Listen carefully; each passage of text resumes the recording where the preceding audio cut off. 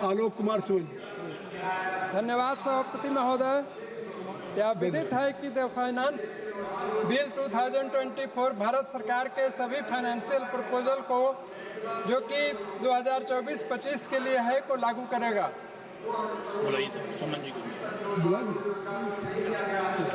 बोलिए। इस finance bill का प्रोविजन डायरेक्ट टैक्स से रिलेटेड है जो इनकम टैक्स एक्ट 1961 को अमेंड करेगा। इसे डायरेक्ट टैक्स सिस्टम के परेशानियों से रिलीफ देगा और रैशनलाइज बनाएगा।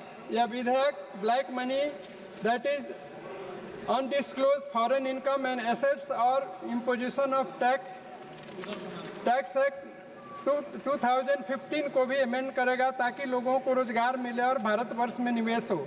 महोदय, पिछले 2000 वर्षों के आर्थिक समृद्धि पर अध्ययन करने के लिए निकले हुए एंगस मेडिसन ने अपनी रिपोर्ट 18 दिसंबर 2006 को the world economy a millennial perspective, जिसमें भारत का आर्थिक नवोत्थान का ब्यौरा है, शेयर ऑफ वर्ल्ड डीजीपी की बात करते हैं, जिसमें वैश्विक जीडीपी में भारत का योगदान 1000 ईस्वी में 28.9%, 1973 में 3.1% और 2001 में 5.4% था। लेकिन वर्तमान में भारत का योगदान विश्व में 10% है। लेकिन माननीय प्रधानमंत्री श्री नरेंद्र मोदी जी के नेतृत्व में इसे लगभग 18% पहुंचाने का लक्ष्य है। महोदय 1944 में विश्व बैंक की स्थापना हुई थी। इसके साथ ही IMF की भी स्थापना हुई थी। यह यूनाइटेड नेशंस की एक प्रमुख वित्तीय एजेंसी है। पहले विश्व बैंक खड़ा हुआ, उसके तुरंत बाद सन 1948 में गैट की स्थापना हुई। 27 मई 2021 को टाइम्स ऑफ इंडिया के एक लेख में अरविंद पनगड़िया लिखते हैं कि वर्तमान दौर में ग्लोबल ट्रेडिंग सिस्टम में वैश्विक व्यापार चरमरा रही है, लेकिन यह हमारी सरकार एवं माननीय प्रधानमंत्री श्री नरेंद्र मोदी जी की कुशल नेतृत्व का फल है कि भारत का कंट्रीब्यूशन विश्व के जीडीपी में 10% से बढ़कर 18% होने की उम्मीद है। महोदय, 1835 में लॉर्ड मैकाले कहते हैं कि मुझे भारत में न ही कोई भिखारी मिला और न ही कोई बेरोजगार दिखा। वर्तमान में मेरा इस पर सुझाव है कि हमें देश की वर्तमान स्थिति को ग्लोबल मार्केट फोर्सेज के सामने अधिक मजबूत करना चाहिए।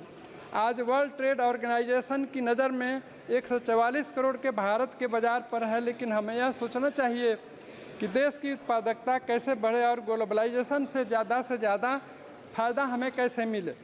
महोदय, वर्ल्ड इकोनॉमिक फोरम के रिपोर्ट 2021 में अनुमान लगाया गया है कि 50 मिलियन नए नौकरियों का सृजन होगा और इससे निश्चित है कि हमारे युवाओं को फ़ायदा होगा।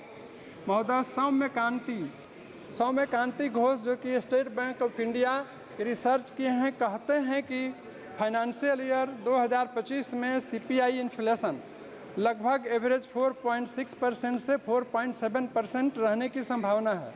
मेरा सुझाव है कि ग्रामीण एवं शहरी इन्फ्लेशन कम से कम हो ताकि कंज्यूमर को नुकसान न हो एवं देश प्रगति करे। महोदय, हमारे माननीय मुख्यमंत्री श्री नीतीश कुमार जी स्वयं सहायता समूह के विकास के लिए कई कदम उठाए हैं। इसके क्रम में भारत सरकार ने 6181.41 करोड़ रुपए की आवंटन की, जिसमें से 5682.85 करोड़ रिलीज हुआ है।